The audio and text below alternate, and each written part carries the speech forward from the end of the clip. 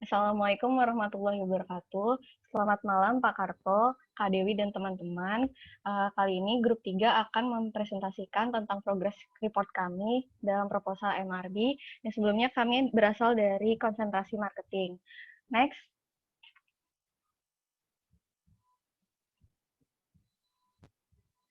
Ya, grup member dari kelompok 3 adalah saya sendiri, Putri Sofia Tasya, dan rekan saya, Bilal Mustaqim, Gaga Budi Prakasa, dan Nelson Fernando. Next. Oke, presentasi kali ini berisikan tentang progres kami yang dimulai dari literatur review, lalu kemudian ada research design, dan development of questionnaire. Next. Ya, pertama literatur review akan saya jelaskan. Next. Topik yang kami pilih adalah analisis pengaruh ulasan post-purchase product oleh customer terhadap minat beli calon consumer pada pasar e-commerce Indonesia. Nah, latar belakang pemilihan topik ini sendiri adalah selain dengan kedekatan topik terhadap peneliti yakni kami sendiri sebagai mahasiswa yang sudah pernah menggunakan e-commerce, ada justifikasi lainnya, yakni relevansi topik tersebut dengan kondisi saat ini, yang mana kita ini dalam masa pandemi COVID-19 yang terjadi sejak akhir tahun 2019, yang mengubah pola kebiasaan masyarakat yang tadinya bisa berbelanja bebas keluar rumah, sekarang harus tetap di rumah mengikuti kebijakan pemerintah yang dihimbau. Nah, hal inilah yang menyebabkan adanya switching dari perilaku konsumen yang tadinya membeli langsung produk, sekarang menjadi membeli online melalui e-commerce. Next. Data penunjang untuk justifikasi kami adalah dilansir dari situs isconsultancy.com bahwa 61% calon pembeli itu akan membaca ulasan sebelum memutuskan untuk melakukan pembelian, dan 95% calon pembeli mengkaji sebuah produk pada layanan ponselnya. Selain itu juga ulasan dapat meningkatkan 18% penjualan dan membuat peningkatan ranking situs di pencarian Google. Data-data inilah yang membuat kami semakin tertarik dengan topik yang sudah kita pilih. Selanjutnya, next. Data penunjang lainnya adalah dilansir dari pernyataan Direktorat Pemberdayaan Informatika, Direktorat Jenderal Aplikasi Informatika Kementerian Kominfo, yakni Satriana Tengkari, bahwa Indonesia ini merupakan negara 10 terbesar pertumbuhan e-commerce-nya, dengan pertumbuhan sebanyak 78% dan berada di peringkat 1 di dunia. Selanjutnya, sebelumnya, preview. Nah, data Kementerian Komunikasi atau Kominfo tadi juga menjelaskan bahwa pengguna internet di Indonesia ini sangat banyak dan telah mencapai 82 juta orang per tahun 2019. Next. Purpose of study dari penelitian ini adalah untuk mengetahui pengaruh online product review terhadap consumer purchase intention pada e-commerce yang ada di Indonesia. Next. Nah, ini adalah jurnal-jurnal pendukung untuk topik penelitian kami. Pertama ada artikel 1, Factors Affecting Consumers Online Product Reviews. Next. Ada artikel kedua, The Impact of Source Credible Online Reviews on Purchase Intention, The Mediating Roles of Brand Equity Dimensions. Next. Dan artikel 3, Engaging Customers Through Credible Useful Reviews, The Role of Online Trust. Nah, next. Dari 3 artikel yang sebelumnya menjadi literatur review kami memutuskan untuk memilih jurnal ketiga karena metodologi yang digunakan survei ini sesuai dengan apa yang kita pelajari di MRB, yakni dengan quantitative research, dengan metodologi survei dengan mengumpulkan 219 responden dari salah satu universitas di India dengan multiple regression analysis. Dan tujuan dari penulisan artikel tersebut atau jurnal tersebut adalah mengembangkan model konseptual keterlibatan pelanggan di mana kredibilitas dan kegunaan online review itu sendiri berfungsi untuk memicu kepercayaan pelanggan yang dapat menambah keterlibatan si pelanggan pada portal e-commerce. Dan temuan dari jurnal ini adalah kredibilitas dan fungsi dari ulasan daring dapat mendorong kecenderungan pelanggan untuk mempercayai situs e-commerce. Next. Selanjutnya, research design akan dijelaskan oleh rekan saya, Bilal Mustaqim. Terima kasih. Ya, terima kasih. Perkenalkan, saya Bilal Mustaqim akan menjelaskan tentang research design. Jadi, yang pertama adalah rumusan masalah. Rumusan masalah yang kami buat atas atau berdasarkan dari masalah yang kami temukan di latar belakang. Yang pertama adalah rumusan masalah yang kami buat adalah yang pertama, apakah variabel kredibilitas itu memiliki pengaruh positif terhadap adopsi online review? Yang kedua, apakah kegunaan yang dirasakan atau perceived usefulness itu memiliki pengaruh positif terhadap adopsi online review? Yang ketiga, apakah kredibilitas online review memiliki pengaruh positif dengan kecenderungan untuk kepercayaan atau propensity to trust? Yang keempat, apakah kegunaan yang dirasakan atau perceived usefulness memiliki pengaruh positif terhadap adopsi online review? Yang kelima, apakah kecenderungan untuk percaya atau propensity to trust itu memiliki pengaruh positif terhadap adopsi online review? Yang keenam, apakah adopsi online review memiliki pengaruh positif terhadap keterlibatan pelanggan atau customer engagement? Dan yang terakhir adalah apakah kecenderungan untuk percaya atau propensity to trust itu memiliki hubungan positif dengan keterlibatan pelanggan atau customer engagement. Selanjutnya, ini adalah hipotesis. Hipotesis kami buat untuk menjawab rumusan masalah berdasarkan jurnal referensi. Hipotesis pertama yang kami buat adalah kredibilitas atau credibility dari review online itu memiliki pengaruh positif dengan adopsi online review. Berikutnya adalah teori yang mendukung terbentuknya hipotesis ini. Teori yang pertama adalah kredibilitas memiliki hubungan positif langsung dengan adopsi pengalaman bersama yang ditulis oleh Jung dan kawan-kawannya pada tahun 2009. Kemudian teori yang kedua adalah menurut teori pengurangan ketidakpastian, seseorang mencoba untuk meminimalkan ketidakpastian dengan bantuan informasi yang kredibel untuk pengambilan keputusan yang lebih baik. Informasi yang kredibel dipandang memiliki dampak yang kuat, berpengaruh, dan positif terhadap sikap dan minat pelanggan untuk membeli. Yang ditulis oleh Kusuma Sonjaya dan kawan-kawan pada tahun 2012. Dan teori yang ketiga adalah pelanggan yang menganggap online review dapat dipercaya kemungkinan besar akan diyakinkan dalam mengadopsi informasi yang diberikan dalam ulasan. Yang ditulis oleh Bae dan kawan-kawan pada tahun 2017 dan Nabi dan Hendricks pada tahun 2003. Kemudian hipotesis yang kedua yang kami buat adalah kegunaan yang dirasakan atau perceived usefulness itu memiliki pengaruh positif terhadap online review. Dan di bawahnya adalah teori yang mendukungnya.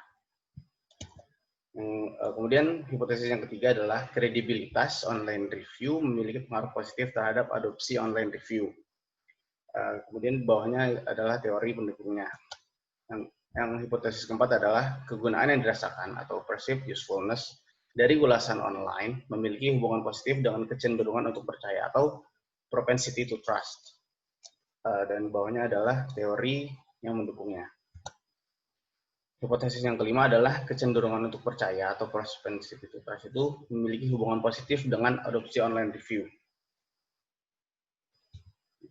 Dan hipotesis yang keenam adalah adopsi online review memiliki hubungan positif dengan keterlibatan pelanggan atau customer engagement.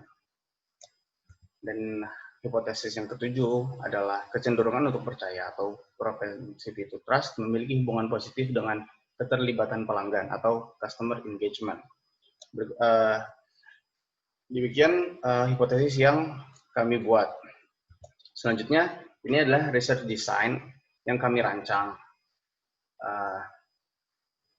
Dalam rancangan kami, extent of researcher interference yang kami buat adalah correlation study. Dan research strategi yang kami gunakan adalah survey research.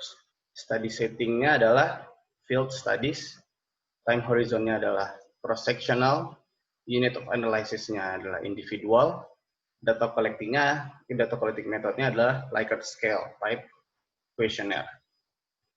Dan tujuan dari studi ini adalah studi deskriptif, dan scope yang digunakan adalah statistical studies dengan sampling design menggunakan non-probability sampling.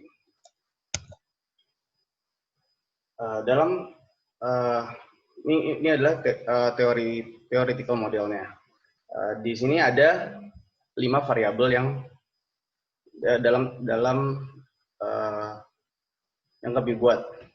Yang pertama ada credibility of reviews, yang kedua ada informational useful of reviews, yang ketiga ada adoption of reviews, yang keempat ada propensity to trust, dan yang kelima adalah online customer engagement. Dan ini dibagi menjadi 3 variabel.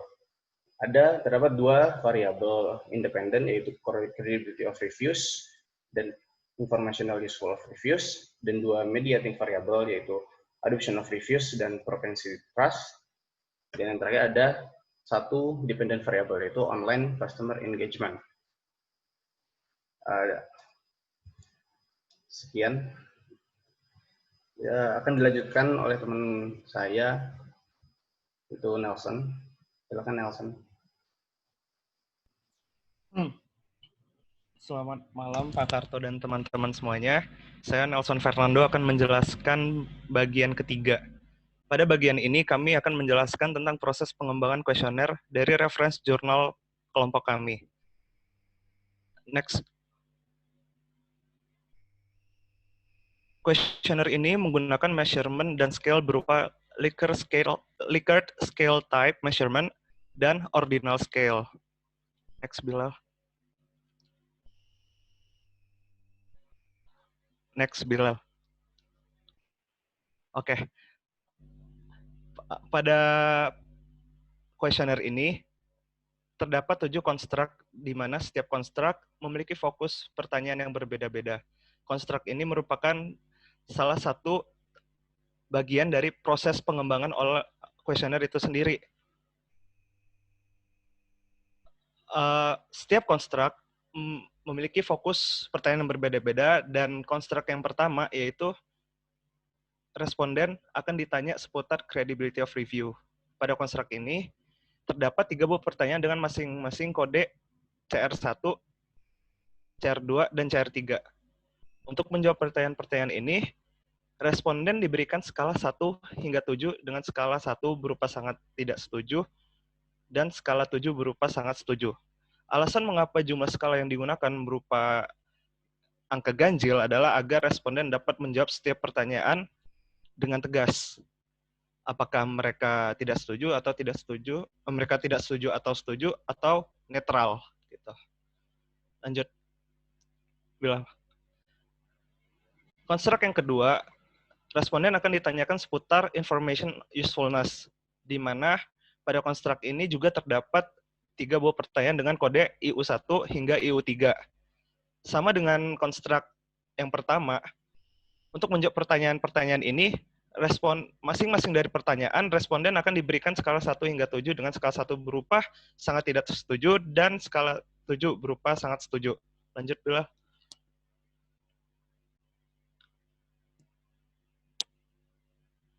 Pada konstruk yang ketiga, responden akan ditanya seputar adoption of review. Sama dengan kedua konstruk sebelumnya, pada konstruk ini terdapat 3 buah pertanyaan yang harus dijawab oleh responden dengan kode pertanyaan AR1, AR2, dan AR3. Untuk menjawab pertanyaan masing-masing dari pertanyaan ini, masing-masing pertanyaan akan disediakan skala yang berupa skala 1 hingga 7, dengan skala 1 berupa sangat tidak setuju, dan skala yang ke-7 itu sangat setuju. Lanjut, Bilal. Lalu pada konstruk yang keempat, responden akan ditanya seputar purchase intention dengan pertanyaan utama berupa seberapa besar kemungkinan Anda untuk menggunakan e-commerce. Pada konstruk kali ini, yang keempat kali ini, ada 4 pertanyaan dengan kode PI1, PI2, PI3, dan PI4, di mana responden akan ditanyakan seberapa besar likely mereka akan menggunakan e-commerce, seberapa probably mereka akan menggunakan e-commerce, seberapa certain mereka akan menggunakan e-commerce, dan seberapa definitely mereka akan menggunakan e-commerce. Masing-masing dari keempat pertanyaan ini sama-sama diberikan skala dari 1 hingga 7 untuk agar responden bisa memutuskan apakah mereka lebih likely, lebih probably, lebih certain, atau lebih definitely. Lanjut, Bilal. Pada konstruk yang kelima, responden akan ditanya seputar involvement dengan pertanyaan utama, yaitu silakan pilih salah satu dari pertanyaan yang paling mewakili Anda dalam memilih produk secara online. Pada konstruk ini, responden akan diberi 3 pertanyaan dengan kode pertanyaan IV1, IV2, dan IV3. Untuk menjawab masing-masing dari untuk menjawab masing-masing dari ketiga pertanyaan ini, responden hanya cukup memilih salah satu dari 2 opsi yang tersedia pada setiap pertanyaan-pertanyaannya. Lanjut, Bilal. Pada konstruk yang keenam, responden akan ditanyakan seputar propensity to trust dengan 4 pertanyaan dengan masing-masing kode, yaitu PT1, PT2, PT3, dan PT4. Dengan masing-masing kode pertanyaan PT1 hingga PT4. Lalu untuk menjawab dari masing-masing pertanyaan ini, maka setiap pertanyaan harus dijawab responden dengan memilih salah satu dari skala yang tersedia, yaitu skala dari angka 1 hingga angka 7, di mana angka 1 sangat tidak setuju dan angka 7 itu sangat setuju. Oke, lanjut, Bilal. Untuk bagian selanjutnya akan dilanjutkan oleh teman saya, Gaga Budi Prakasa. Silakan, Gaga. Baik, terima kasih rekan saya Nelson atas penjelasan mengenai konstruk sebelumnya. Perkenalkan, nama saya Gaga Budi Prakasa. Selamat malam Pak Karto dan selamat malam juga teman-teman semua. Ini saya akan membahas mengenai konstruk yang selanjutnya, yaitu Perceived Information Discrepancy. Nah, di sini ada kodenya, yaitu ID. Ada terdapat 6 pertanyaan yang akan dijawab oleh responden, yaitu ID 1 hingga ID 6. Boleh dilanjutkan? Boleh, next. Nah, berikut ada pertanyaan yang telah kami replikasi dari pertanyaan jurnal dari kuesioner yang sudah ada sebelumnya. Yang pertama itu pertanyaannya, seberapa besar perbedaan yang Anda rasakan ketika memakai produk secara langsung dibandingkan dengan online review yang tersedia di e-commerce dari segi kecepatan dan juga offline produk.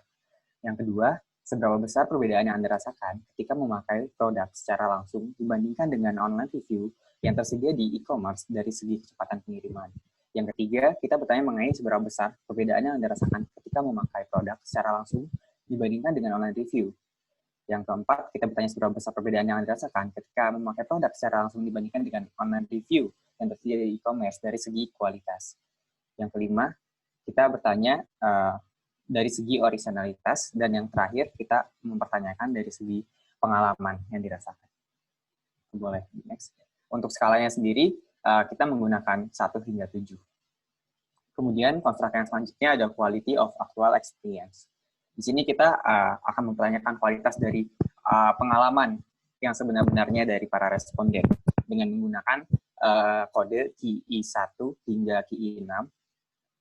Di sini pertanyaan yang pertama itu kita mempertanyakan pengalaman belanja di e-commerce apakah sangat menyenangkan, kemudian pelayanan tokonya apakah sangat ramah, kemudian apakah pengalaman belanja ini tidak saya temukan di tempat e-commerce lainnya. Yang keempat, pengiriman produk ini selalu datang tepat waktu atau tidak. Pertanyaan kelima, produk yang saya beli tidak pernah cacat atau rusak selama saya berbelanja di e-commerce tersebut. Dan pertanyaan terakhir, bertanya mengenai pengalaman saya berbelanja online di e-commerce sangat informatif. Apabila responden itu sangat setuju, maka dia akan memilih dari skala 7 hingga hingga makin rendah, yaitu strongly disagree. Nah, seperti yang tadi disampaikan Nelson, kenapa ganjil? Karena di sini kita tidak ingin melihat netralitas, tapi kita ingin melihat standing point dari pengisi responden. Boleh di next. Selanjutnya, kita akan membahas mengenai bab 4, yaitu validity dan reliability.